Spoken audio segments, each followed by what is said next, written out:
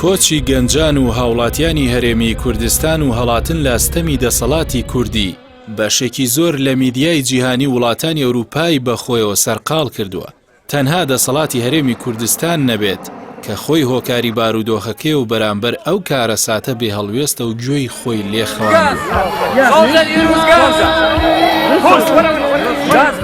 نووسەران و ڕۆشنبیران و ڕۆژنامەنووسان لەبارەی ئەو دیمەنانەی هاوڵاتیانی هەرێمی کوردستان کە لە ماوەی ڕابردوودا لە دارستانەکانی بیلاڕووسیا و پۆڵندا و کەمپی دانکیخ جەخت لەوە دەکەنەوە کە ئەم ڕووداوانە شکستی حکومڕانی کوردی دەردەخەن. حاکم شێخ لەتیف لە نووسینێکدا لەو بارەیەوە دەڵێت کۆچی بە کۆمەڵی کوردان لە هەرێمێکی حکومڕانی کوردی سێپارێزگاییدا شکستی ئەو حکومڕانیە پیشان دەدات.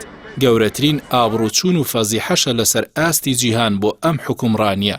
ناوبراو دەژڵێت کۆڕەوی 1991 ڕووی ڕاستەقینەی سەدامی دەرخست بۆ جیهان و کۆڕەوی 2021 ڕاپرسی کوردە بۆ ڕەتکردنەوەی ئەم حکومڕانیە ناشرین و نادادپەروەریەی کورد خۆی لەسەر ئاستی دەرەوە.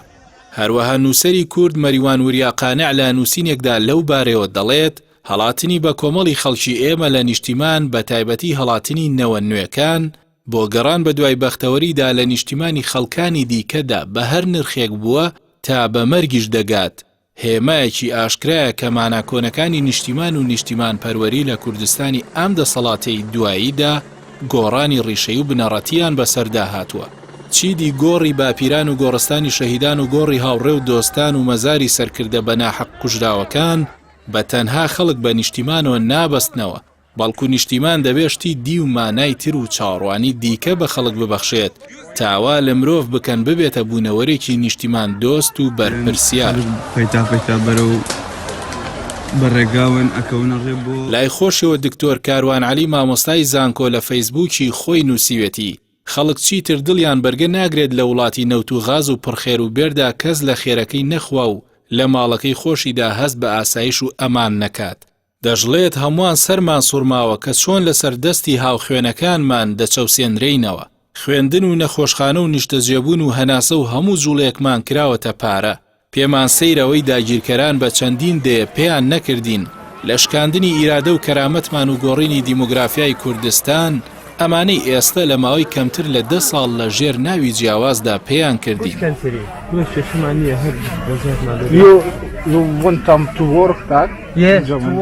هەرچی نووسەری کورد کامیار سابیریشە باز لەوە دەکات کە چۆن دوو بنەماڵە دەستیان بەسەر سەروەت و سامانی ئەم وڵاتە گرتووە و گەنجی کوردیش ئەوانەی چانسیان هەبێ و شتێ پارەیان هەبێ ڕائەکەن لەو جەهەنەمی کوردایەتی پڕ لە فڕۆفیشاڵی سربەخۆیی ئابووری و یەکڕیزی کوردی. کامیار سابیر دەژڵێت گەنجانی کوردستان پارەی پێڵاوکڕین و جلوبەرگێکی باشیان نییە، زۆرینە بێکارن و لە ناومێدی و بێئاسۆیی ژیاندا تەپاوتلیانە بەدەم ئازاری بێژیانیەوە.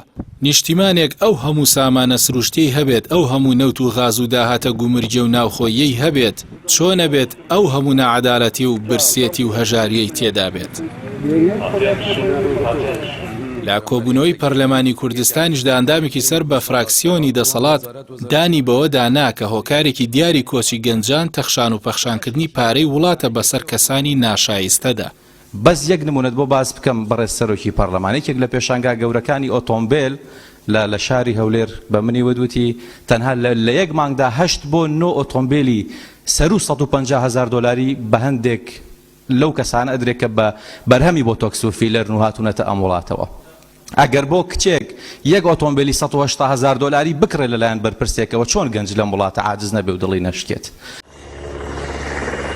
هەروەها دکتۆر مەحەمەد ڕێکانی ئەندامی داواکاری گشتی لە هەرێمی کوردستان دەڵێت پێوەری دەستنیشانکردنی حکومەتی سەرکەوتوو بریتێ لە ڕادەی کەیفخۆشی هاوڵاتیانی. دەژڵێت دەوڵەتی ئیمارات لە ساڵی 2016 وەزارەتی بەختەوەری دامەزراند، پاشانیش وەزارەتی هیچ شتێک مەحاڵ نییەی دامەزراند.